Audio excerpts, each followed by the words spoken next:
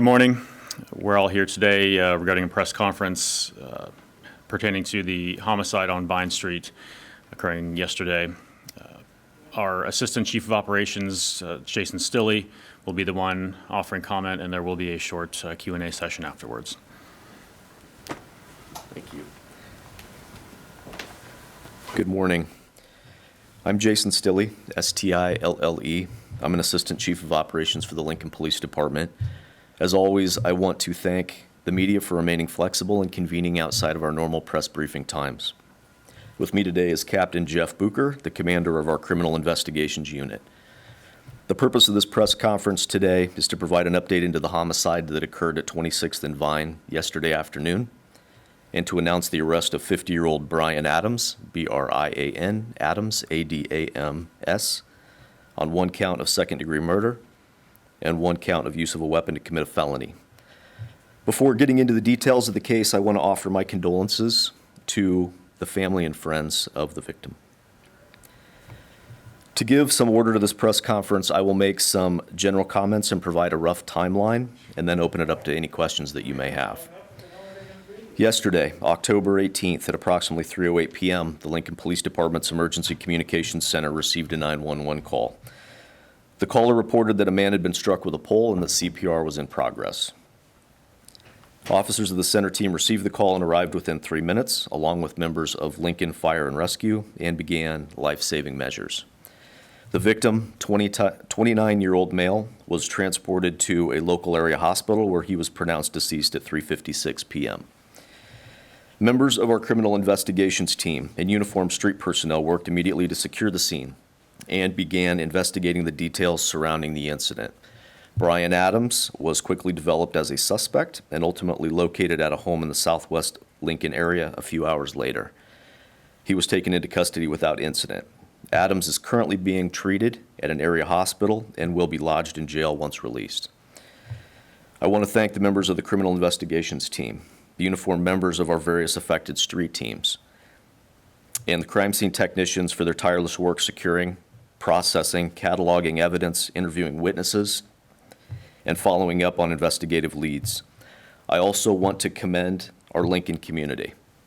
When citizens work with law enforcement, it gives investigators the opportunity to pursue those leads and gather evidence.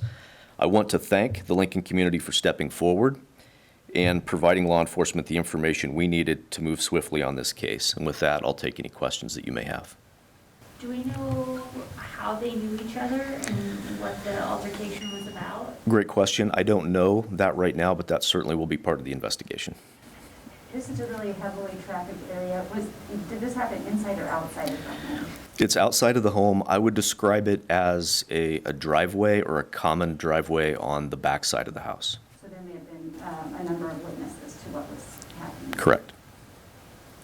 Did Adams or the victim live at the home where this altercation happened? That is also a good question, and that may be, Captain Bucher may be able to answer that. I don't know the answer to that. You said he was struck with, or the report was he was struck with a pole. Do you know what he was actually, or what weapon was used to commit felony? I do. It is a large pole. Beyond that, further, I'm not going to get into some of the details. So today, while we do have some witnesses that have come forward, we are confident that there could be others. And so certainly we don't want to taint any of the information we could glean from those interviews by putting it all into the media right now. So do you know if this was a mutual fight at some point? It appeared that it was a mutual fight. Is that why Adams was hospitalized, taken to a hospital? The extent of his injuries, I don't know. I imagine that given the proximity, it could be related to the fight. That's part of the investigation.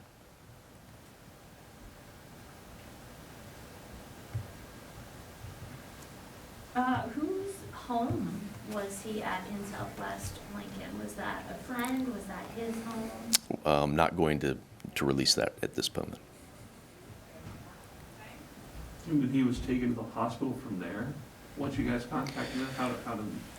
So the exact route that he took after being located, I don't have. At some point in our contact with him, he was taken to an area hospital to be treated for injuries. They were not caused by law enforcement, and he was taken into custody without incident. And at this point in time, you're withholding the victim's name pending relative notification? Yes, great question. So we have been doing next of kin notifications. Certainly, we are in the victim business, and I put myself as being empathetic in their shoes, and I would want to hear it from us rather than on social media or from some other source. So we are taking all those necessary steps. We could be in a position to release the name of the victim at the soonest later this afternoon, probably no later than tomorrow at our normal press briefing.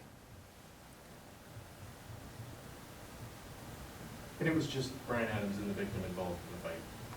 At this point, that's all we know, but certainly the investigation continues into this, yeah.